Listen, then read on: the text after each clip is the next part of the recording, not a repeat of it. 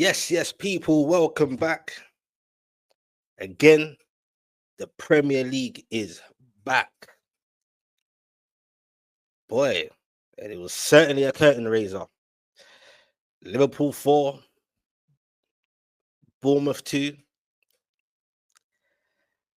Certain things in that game is kind of what I expected going forward, especially moments in the second half for me. Some of the second half.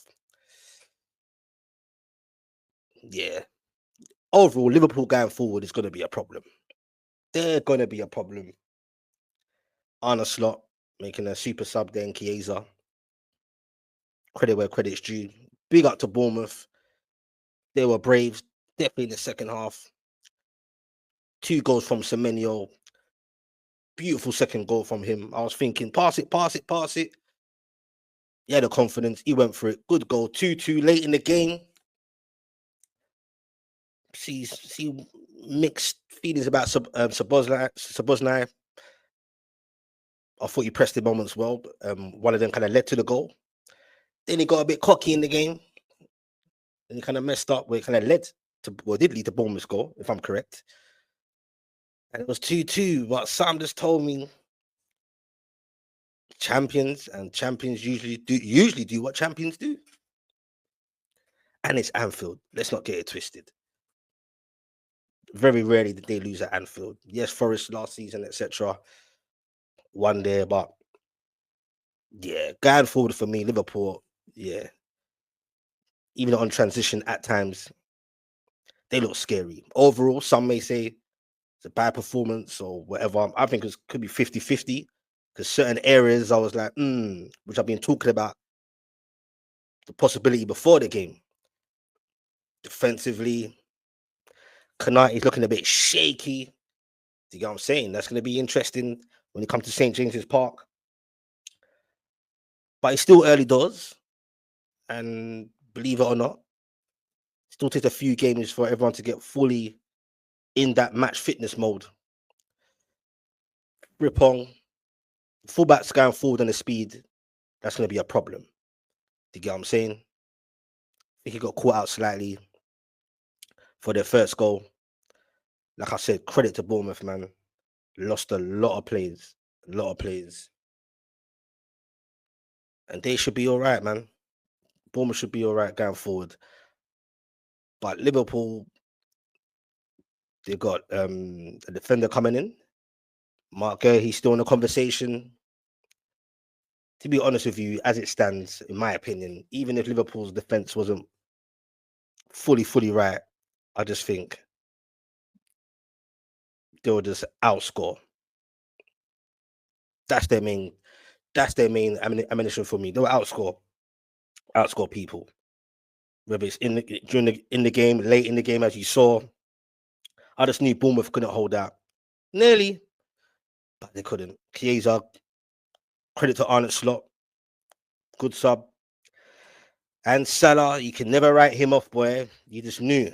Once he found out made a little bit of space for himself, a little bit of gap, his finishing ability, dangerous, scary. The midfield,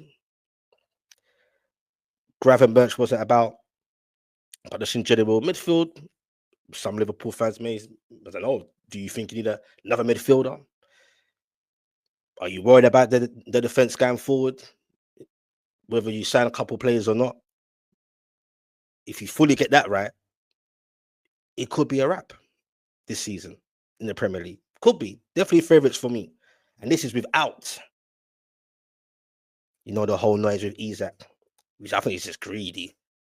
But then again, it's not greedy because you could say you ain't got Diaz, ain't got Nunez. To get 1 or 2 injuries could be a problem. Ekatike is going to be a problem. Said it before the game. He's on it. You can see he's really on it. He's tuned in. He's going to be a problem. And if the whole Isak thing does happen, which is crazy, a match fit, sharp Isak in that Liverpool squad, let alone the starting lineup, it is scary for me personally. But it's early doors. I think certain other teams, if your defense looks like that as it looked today or certain moments and errors on the pitch, I think Liverpool can be had at. If it stays like this, you can be had at. But like I said, I think you just outscore as it stands or be a crazy scoreline.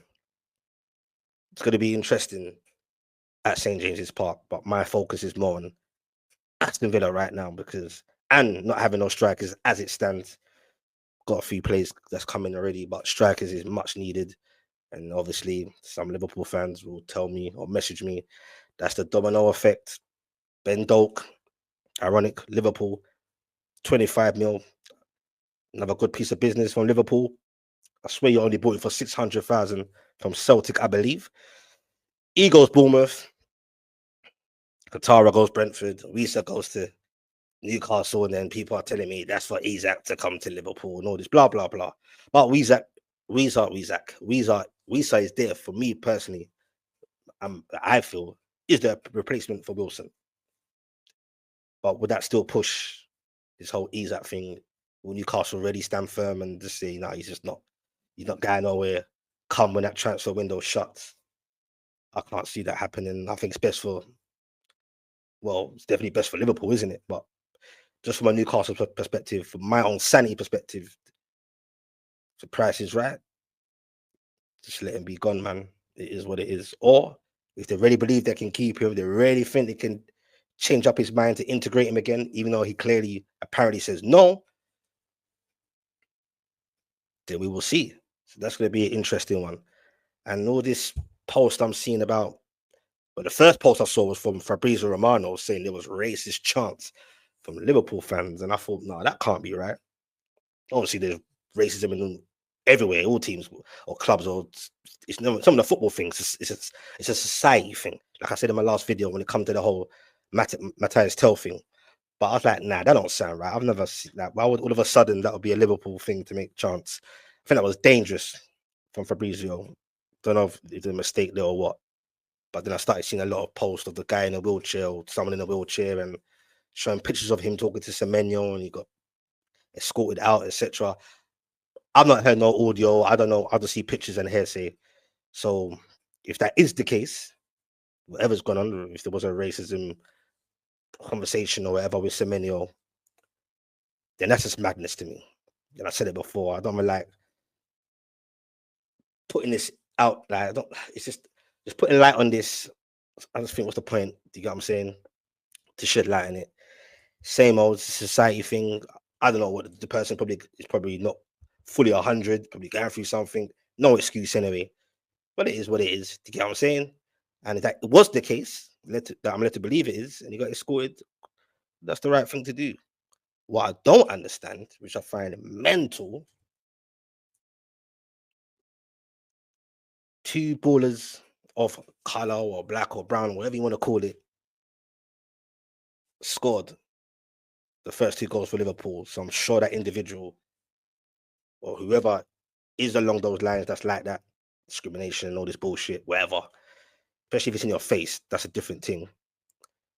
I'm just thinking, I'm surely you would cheer for the so-called black players or brown players or of other ethnics for your club, but then it don't make sense. Can't pick and choose when. Do you get what I'm saying? Stick to the same energy. I find it absolutely crazy. That is absolutely mental. But that's the world we're living in, and I'd rather talk about this football. Do you get what I'm saying? The Premier League's back. Credit when credit's due. I'm not gonna lie, low key was like, boy, it's 2-2. Can Bournemouth do it? Can Liverpool get a draw? But yeah. So the next game for Liverpool is against my beloved Newcastle United. That's gonna be an interesting atmosphere for many reasons.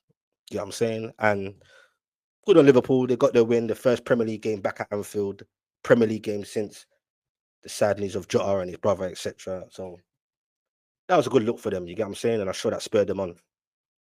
If not, they weren't spurred on already for this game. So yeah, the Premier League is back. Hit a like, hit a sub, share. Let me know your thoughts of what I've said. Peace.